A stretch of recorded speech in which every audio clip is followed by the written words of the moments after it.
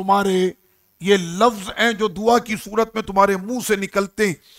آقا علیہ الصلوۃ والتسلیم کی عادت کریمہ یہ تھی کہ جب میرے سرکار دعا مانگے، میں تو کہتا ہوں حضور آپ کو دعا مانگنے کی کیا ضرورت اور حاجت، آپ تو دل میں خیال کر لیں تو اللہ قبلے بدل دیتا۔ حضور اگر آپ دل میں بھی ارادہ کر لیں تو قبلے بدل دیے جاتے ہیں، لیکن امت کو تعلیم دینے کے لیے آقا علیہ الصلوۃ والتسلیم نے ایک عمل کر کے دکھایا۔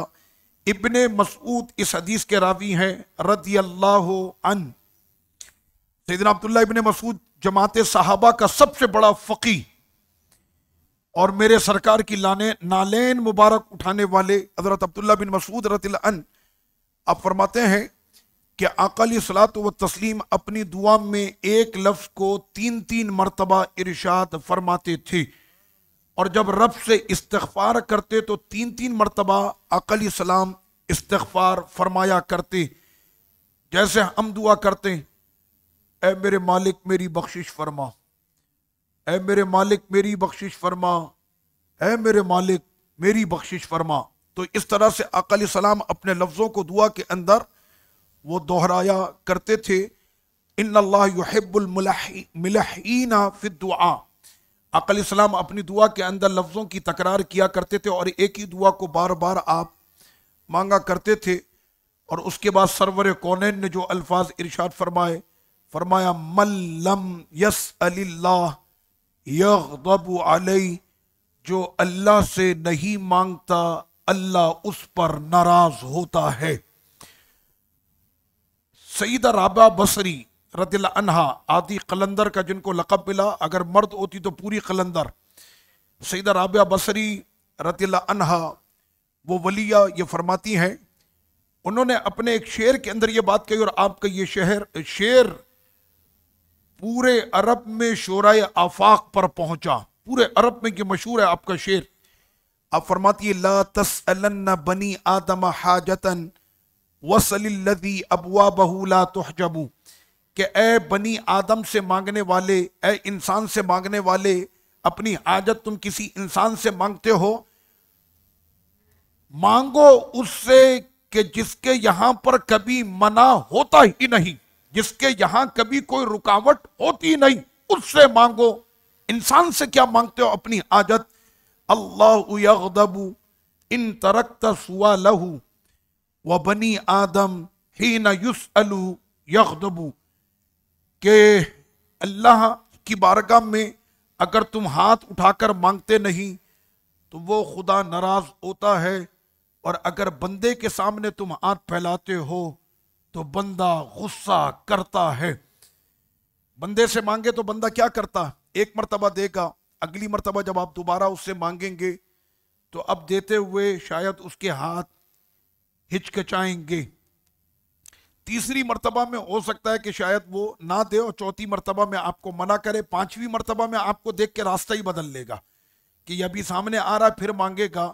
تو سیدہ رابعہ بصری فرماتی ہیں کہ اس بنی آدم انسان سے تمہیں مانگنے کی کیا ضرورت کہ جب تم اس سے مانگتے ہو تو وہ غصہ کرتا ہے، اس خدا سے کیوں نہیں مانگتے کہ جس سے نہ مانگو تو وہ غصہ کرتا ہے، نہ مانگو تو وہ غصہ کرتا ہے، تو اس خدا سے تمہیں مانگنا چاہیے۔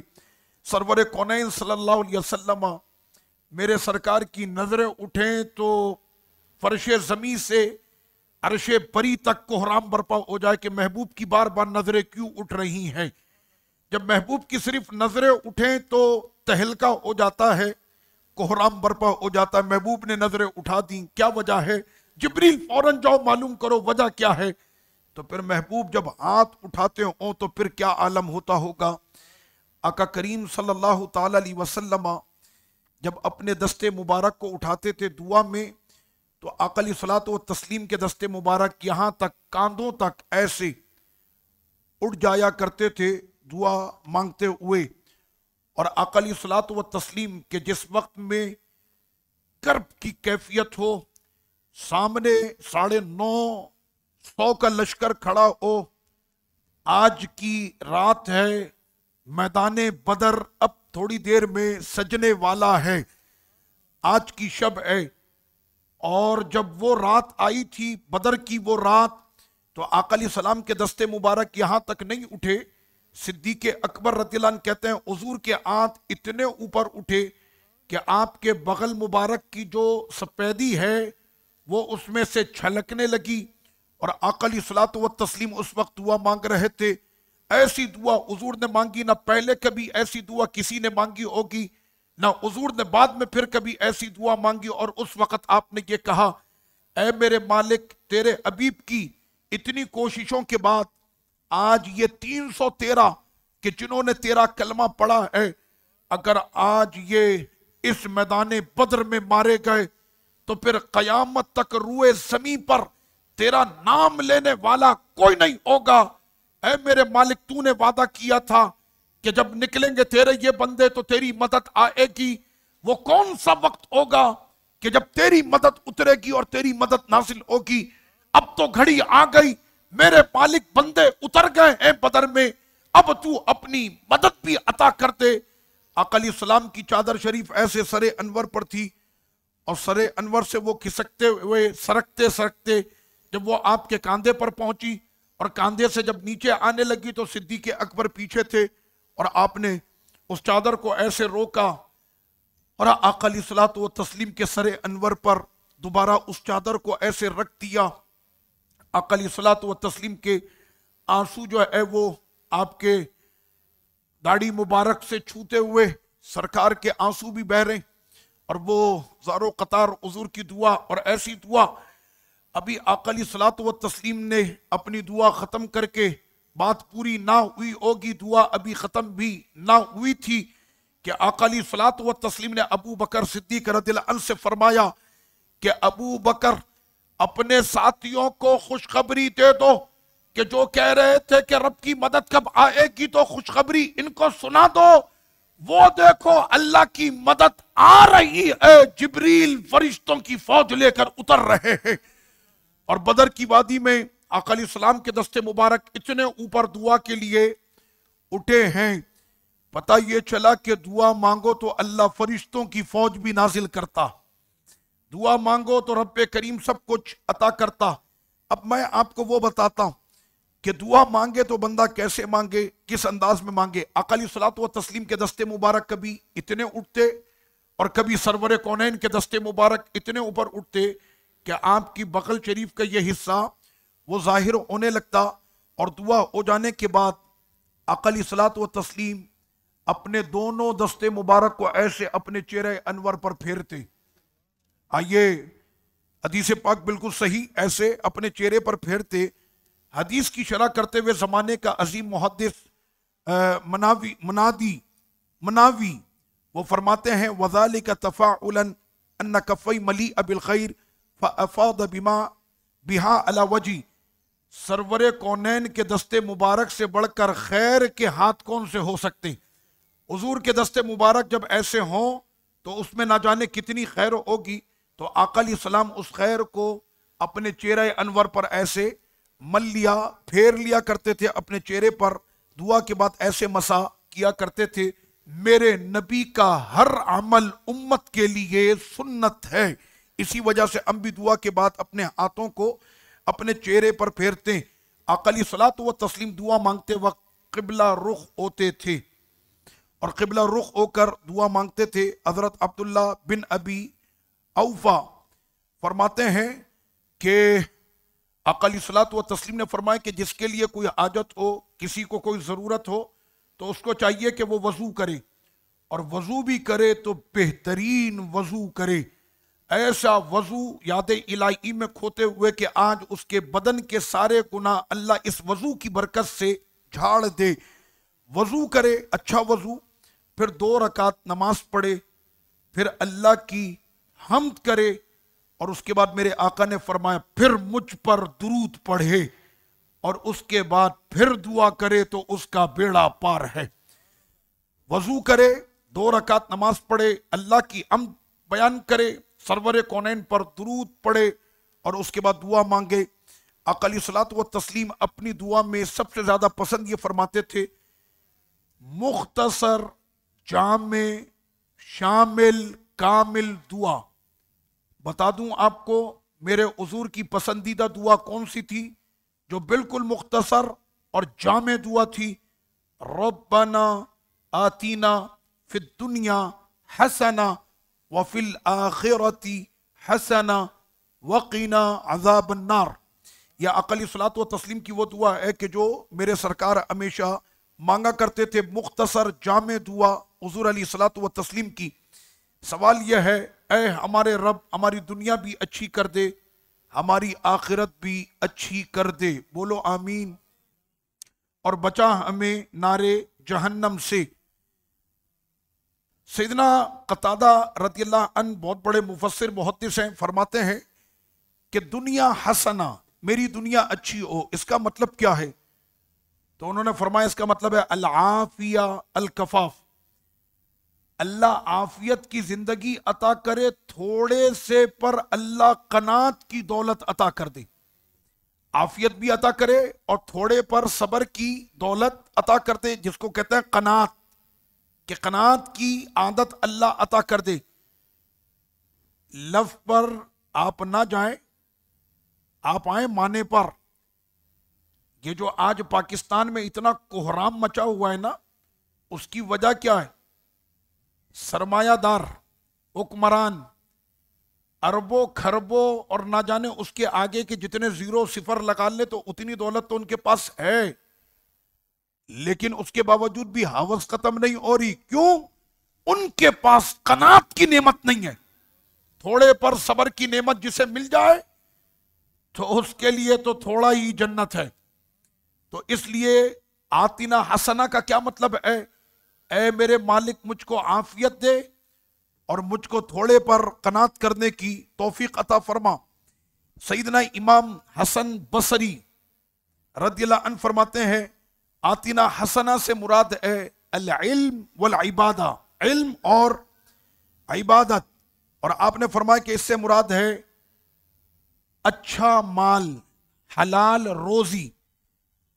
آپ نے فرمایا کہ آتینا حسنہ سے مراد ہے نیک صالح بیوی، نیک صالح بیوی، اور آخر میں آپ نے فرمایا آتینا حسنہ، دنیا میں بھلائی عطا فرما، اس کا مطلب ہے نیکوں کی صحبت۔ اگر یہ مل جائے تو یہ دنیا سب سے پیاری ہے۔ یہ جو میں نے الفاظ کہے، اگر یہ مل جائے تو دنیا سب سے اچھی ہے۔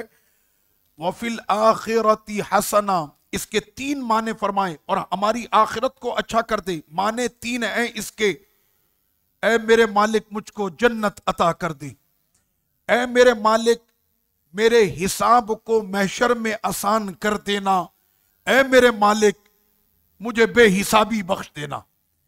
یہ تین مطلب ہیں وفی الآخرت حسنہ، میری آخرت کو بھی اچھا کر دے۔ آقا کریم صلی اللہ علیہ وسلم نے ارشاد فرمایا، بلکہ سیدی فاروق اعظم رضی اللہ عنہ فرماتے ہیں، وہ عمر کے جس کی نظر زمین سے عرش بری پر ہو۔ اب میں روایت بھی اس کی لا رہا ہوں کہ جو زمین سے عرش بری کو دیکھے، جو مدینے میں منبر رسول پر کھڑا ہو تو آذربائی جان میں بھی اس کی نظر ہو، یا ساریہ الجبل الجبل، او ساریہ پہاڑ کو پہاڑ کو۔ تو جب ساریہ جہاد کر کے واپس آئے تو پوچھا ساتھیوں نے معاملہ کیا تھا؟ کہنے لگے کہ ہم تو ایسے سمجھے کہ موت آ گئی، دشمن سر پر آن کھڑے تھے اور ان کی تلواریں ہماری گردنوں پر پہنچنے والی تھی کہ اچانک ہمیں اپنے امیر کی آواز سنائی دی، ساریہ پہاڑ کو، اور میں جیسے ہی پہاڑ کی جانب کیا ہوں میں ہاری ہوئی جنگ جیت گیا۔ وہ عمر جو اتنے دور ملکوں کی فتح کروا دے، تو وہ فاروق اعظم رضی اللہ عنہ فرماتے ہیں کہ تمہاری دعا زمین و آسمان کے درمیان لٹکی رہتی ہے، اور یہی بات درویشوں کے پیشوا، فقیروں کے بادشاہ سیدنا مولا کائنات رضی اللہ عنہ نے بھی یہی بات فرمائی۔ فاروق اعظم نے بھی، مولا کائنات نے بھی رضی اللہ عنہما فرماتے ہیں تمہاری دعا زمین اور آسمان کے درمیان لٹکی رہتی ہے جب تک کہ محبوب کے دربار میں درود کا جو ہے تحفہ نہ پیش کرو۔ محبت کے ساتھ درود شریف، اللہم صلی علی سیدنا و نبینا مولانا محمد وعلی آلہ وصحبہ وبارک وسلم صلاۃ و سلاما علیک یا سیدی یا رسول اللہ وعلی آلہ واصحابہ اجمعین۔ آقا کریم صلی اللہ علیہ وسلم نے ارشاد فرمایا تمہاری دعا قبول کب ہوگی؟ یہ بڑا اہم نقطہ ہے. ہر ایک یہ کہتا ہے کہ میں نے دعا مانگی ابھی تک کام نہیں ہوا، 6 مہینے گزر گئے کام نہیں ہوا، سال ہو گیا کام نہیں ہوا، 10 سال ہو گئے ابھی تک میرا یہ مسئلہ حل نہیں ہوا. آقا کریم صلی اللہ علیہ وسلم نے فرمایا کہ دعا تو تم نے مانگ لی، لیکن ساتھ میں تمہیں 1-2 کام اور بھی کرنے ہوں گے. اس دعا کو رب کی بارگاہ میں مقبول کرانے کے لیے تمہیں 1-2 کام کرنے ہوں گے. وہ 1-2 کام کون سے ہیں؟ فرمایا کہ جس زبان سے دعا تم نے مانگی ہے اس زبان پر کبھی حرام کا لقمہ نہ آیا ہو. یعنی اس زبان پر جتنے بھی نوالے اترے وہ سارے حلال کے ہونے چاہیے. حرام کھانے والے کی دعا قبول نہیں ہوتی. دوسرا مسئلہ عدم الاستعجال. اول رزق حلال، دوسرا عدم الاستعجال. دعا مانگنے کے بعد جلدی نہ کرے، یا اللہ مجھ کو ایک گاڑی عطا کر دے، آ گئی گاڑی، یہ نہیں. اس کے اندر عجلت نہ کرے. رب کریم کی بارگاہ میں مانگا ہے اس امید کے ساتھ کہ میرا رب مجھ کو میری دعا کے مطابق عطا فرمائے گا، نہیں، اپنی شان کے مطابق عطا فرمائے گا. تیسری بات الیقین. مانگنے کے بعد اس کو یقین ہونا چاہیے کہ میرا رب مجھ کو ضرور عطا فرمائے گا. یقین ہونا چاہیے، یقین ہونا چاہیے جو مانگا میرا رب عطا کرے گا. آپ کو پتا ہے رب کریم عطا کرنے پر آئے تو کس کس کو کیا کیا عطا کرتا ہے؟ ابھی میں آپ کو بتاؤں گا تو حیرت ہوگی کہ ایسا بھی ہو سکتا ہے. ہم نے تقریباً اب تک جو ہے 4 سے 5 سپاروں کے اندر یہ آیتیں تلاوت کی ہیں. ربی انذرنی الی یوم یبعثون قال فإنک من المنظرین، انذرنی الی یوم یبعثون انک من المنظرین. یہ ہم نے 3-4 جگہ پر اس طرح سے آیتیں پڑھی ہیں جہاں پر بھی ابلیس کا وہ قصہ کہ جب آدم علیہ السلام کو اس نے سجدہ کرنے سے انکار کیا، اس کے بعد یہ آیت آتی ہے انذرنی الی یوم یبعثون انک من المنظرین. یہ آتی ہے آیت. جانتے واقعہ کیا ہے؟ اقلی صلاۃ و تسلیم نے منع فرمایا کہ کوئی بھی اس طرح سے دعا نہ مانگے اے اللہ اللہم اغفر لی ان شئت، یا اللہ اگر تو چاہے تو مجھے بخش دے. ایسے دعا نہیں مانگنا. ارحمنی ان شئت، اگر تو چاہے تو مجھ پہ رحم کر دے. فرمایا ایسے بھی دعا نہیں مانگنا، بلکہ تم نے دعا مانگنی اے اللہم اغفر لی، اے اللہ مجھ کو بخش دے، اے اللہ مجھ پہ رحم فرما، اے اللہ مجھ پہ کرم فرما، اے اللہ مجھ کو رزق عطا فرما. تم نے کیوں مانگنا؟ یہ نہیں اگر تو چاہے. رب تو یہ چاہتا ہے. اب سنے وہ بات جو ترجمہ میں کرنے جا رہا ہوں. جس وقت میں شیطان کو ابلیس کر کے مردود کیا گیا اور اس کو جنت سے نکالا گیا، تجھ پر لعنت ہو، اللہ کی فرشتوں کی، قیامت تک آنے والے انسانوں کی، سب کی تجھ پر لعنت. جانتے ابلیس نے کیا کہا؟ کہنے لگا انظرنی الی یوم یبعثون، مجھے قیامت تک کی مہلت دی جائے. اتنی بڑی تو نے بات کی ہے، اللہ کے سامنے زبان درازی کی ہے، اللہ کے حکم کو ماننے سے انکار کیا ہے، آدم علیہ السلام کو سجدہ کرنے کے سے تو منکر ہوا ہے، نبی کا تو گستاخ ہوا ہے. اتنی بڑی بڑی تیری سزائیں ہیں. میرا رب اگر چاہے تو آنے واحد کے اندر اس ابلیس کے نہ جانے کتنے ٹکڑے کر کے ہوا میں اچھال دیے جائیں. میرا رب چاہے تو جہنم کی نظر اسی وقت کر دیا جائے، آگ میں اس کو جھونک دیا جائے. میرے رب سے وہ کہتا ہے مجھے قیامت تک کی مہلت دی جائے. رب نے فرمایا جا تجھے مہلت دی، جا تجھے مہلت دی، قیامت تک کی تجھے مہلت دی. وہ کریم تو ایسا ہے کہ ابلیس نے بھی اگر مہلت مانگی تو میرے خدا نے اس کو بھی عطا کر دی. تو فرض نماز پڑھ کے جب بندہ مومن حبیب کا امتی دعا کرے تو کیوں نہیں وہ دعا قبول ہوگی؟ جب ابلیس نے مہلت مانگی تو رب نے عطا کر دی. تو یہ ہے وہ دعا کی عادت، دعا کا طریقہ، کون سی دعا مقبول، کیسے مقبول. رزق حلال، جلدی نہیں، اللہ پر یقین، دعا ضرور قبول ہوگی. وما علیہ الا البلاغ.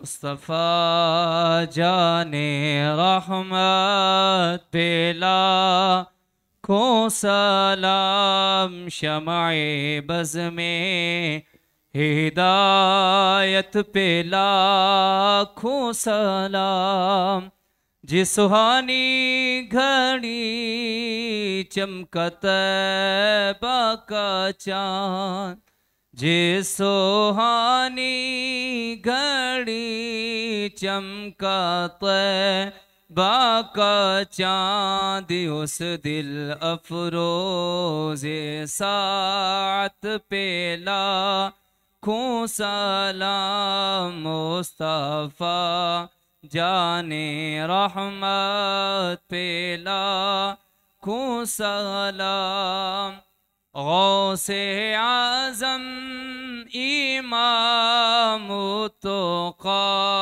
والنقی، غوث اعظم امام التقی والنقی، جلوہ شان قدرت پہ لاکھوں سلام، مصطفیٰ جان رحمت پہ لاکھوں سلام، الصلاة والسلام علیک یا رسول اللہ وعلی آلک واصحابک یا حبیب اللہ۔ اللہم صلی علی سیدنا و نبینا و مولانا محمد وبارک وسلم وصلی علیہ۔ اے زمینوں کے آسمانوں کے بادشاہ، ساری طاقت، ساری قدرت، ساری نشانیاں، یہ سارا جہاں تیرا ہے۔ اے میرے مالک، ہم بھی تیرے ہیں اور تیرے حبیب کے امتی ہیں۔ میرے مالک، جس طرح ابلیس کے کہنے پر تو نے اس ابلیس کو بھی قیامت تک کی مہلت عطا کر دی، ہم تو تیرے حبیب کے امتی ہیں۔ روزے کی گھڑی قریب ہے، تیری رضا کے لیے نہ کھایا نہ پیا ہے، اور یقیناً فرشتوں کے سامنے تو اپنے ان روزے دار بندوں پر فخر کرتا ہے۔ اے میرے مالک، ہماری دعاؤں کو بھی قبول فرما۔ ہم نے پورے رمضان میں جتنی دعائیں مانگی ان تمام دعاؤں کو قبول فرما۔ میرے مالک، ہماری دنیا بھی اچھی کر دے، ہماری آخرت بھی اچھی کر دے، اور ہمیں نار جہنم سے آزادی عطا کر دے۔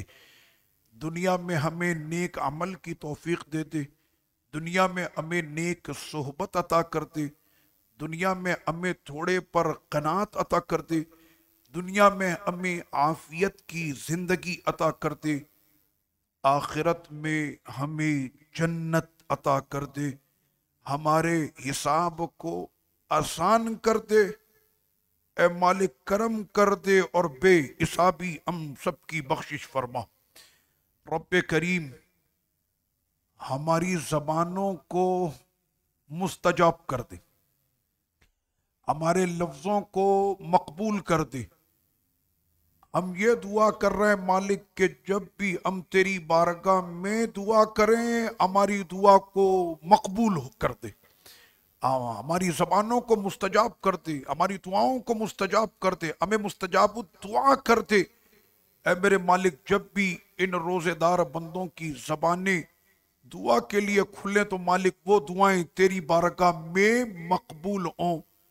ہمیں یقین کی دولت عطا کر دے کہ کوئی دینے والا نہیں، یہ انسان اس سے مانگو تو دھتکارتا، ڈانٹتا ہے، غصہ کرتا، اور تیری بارگاہ میں نہ جائیں تو تو ناراض ہوتا ہے۔ اے مالک، ہمیشہ اپنے در کا محتاج رکھ، بندوں کی محتاجی سے محفوظ فرما۔ ہاتھ اٹھیں تو تیری بارگاہ میں اٹھیں، بندوں کے محلوں سے ہمیں محفوظ فرما۔ ہم نے جو مانگا پورے رمضان شریف میں مالک سب کو عطا فرما۔